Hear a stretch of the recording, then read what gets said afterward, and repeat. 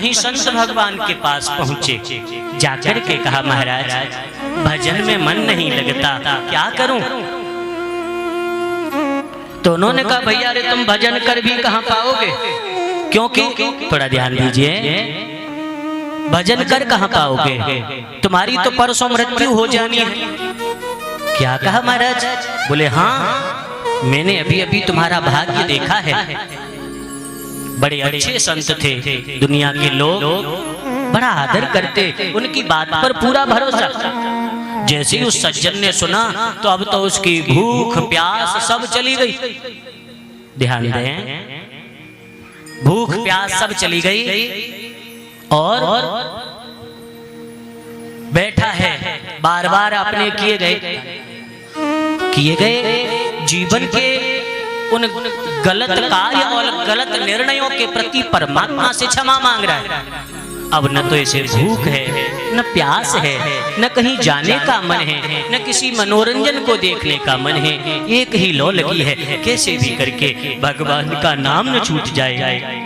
दूसरा दिन हुआ, तीसरा दिन हुआ और तीसरे दिन का सूर्यास्त हुआ। उसने देखा मैं तो बच गया। संत जी की वाणी झूठी निकल गई। प्रातः होते ही खुशी खुशी मुस्कुराते हुए गुरुदेव के पास पहुंचा और बोला गुरुदेव आपने तो कही थी कि तू परसों मर जाएगा, मेरी तो मौत टल गई। गुरुजी ने कहा ये तो बता तूने भजन कितना किया?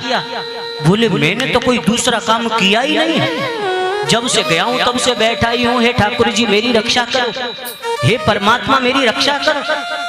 मैं न तो सोया हूँ, न खाया हूँ, न कहीं गया हूँ, केवल भगवान का भजन ही किया हूँ। तो बोले ये तूने किया मृत्यु के डर से, मृत्यु के भय से। यदि तुझे मृत्यु का भय नहीं होता तो तुम भगवान का भजन नहीं करते। इसलिए कथा प्रेमी जनों, मृत्यु को अपने सामने खड़ी जानिए।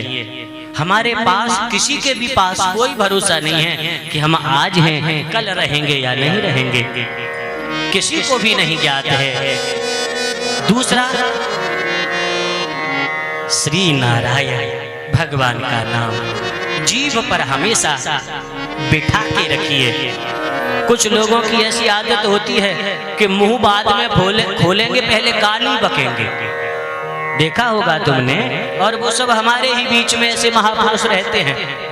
वो न तो ये देखेंगे कि माताएं बहनें खड़ी हैं, न उन्हें ये होश है कि हमें कब कहां क्या बात बोलनी है। कभी भी मुंह खोला और गाली बकी। तो ये समय का, जिह्वा का, वाणी का दुरुपयोग है या नहीं?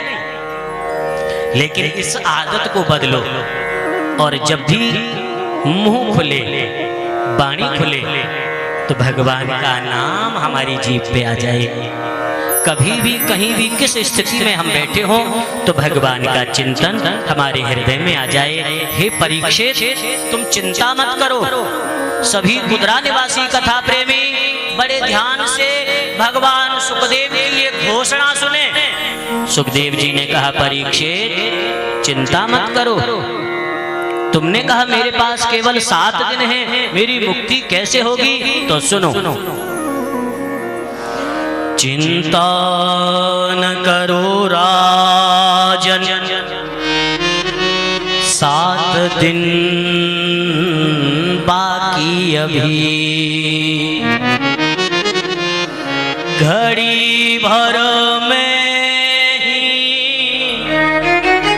परलोक प्राप्त होता है।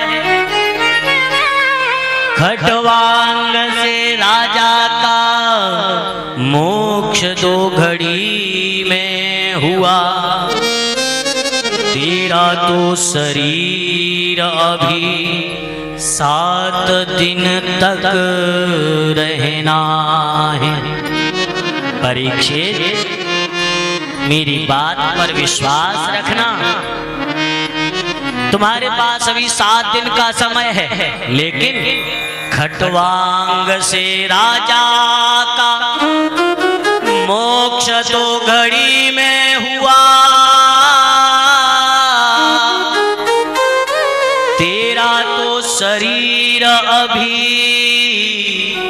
7 दिन तक रहना है, और मेरा ये कथन है, ऋषि सब साक्षी हैं, भागवत पुराण से कष्ट सब मिटता है।